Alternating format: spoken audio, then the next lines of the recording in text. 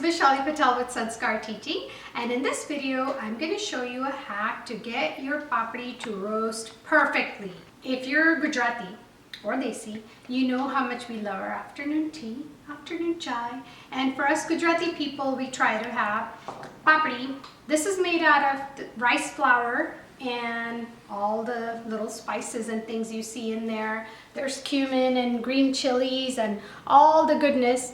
Normally in old time in villages, and not just in old time, even to this day, I live in California and in LA where I grew up, a lot of women got together at 4 o'clock in the morning and they boiled their flour because you have to move it and then you have to knead it, and they would actually make papri for 20-40 kilos all together because they would all work as a community. Everybody had their tasks and then split the final product amongst themselves, and it worked out well. It's super time consuming and it takes a lot of manpower, muscles.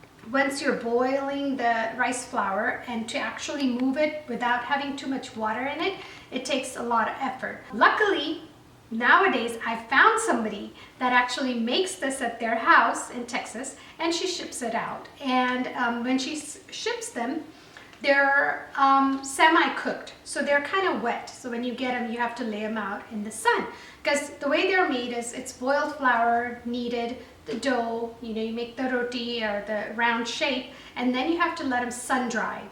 And so when she ships them over here, I just take it out of the box, lay it out inside my house. In Gujarati we say papri sukavani, and you could sukav it in the house.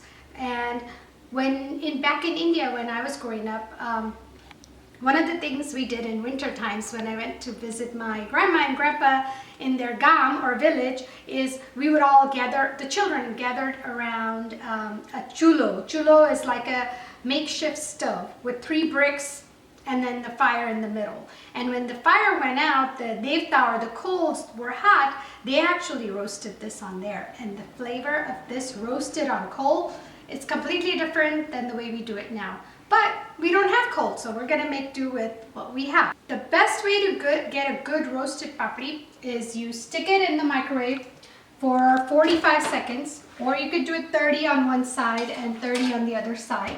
If you don't want to use microwave, you could do it all on stovetop, but this works well for me and I like this hack, so I do it all the time.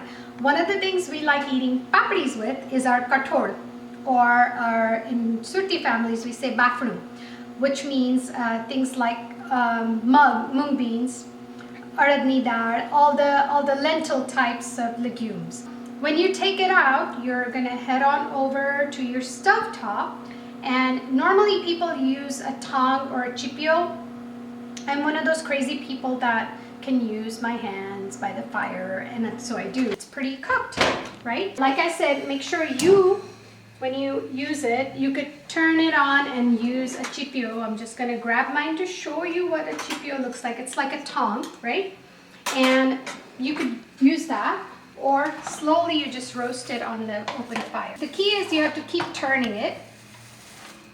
Obviously you don't want to get burned, so you want to make sure when you're turning it, be careful. And you can get the, because those burnt parts, those darkened spots actually taste really good.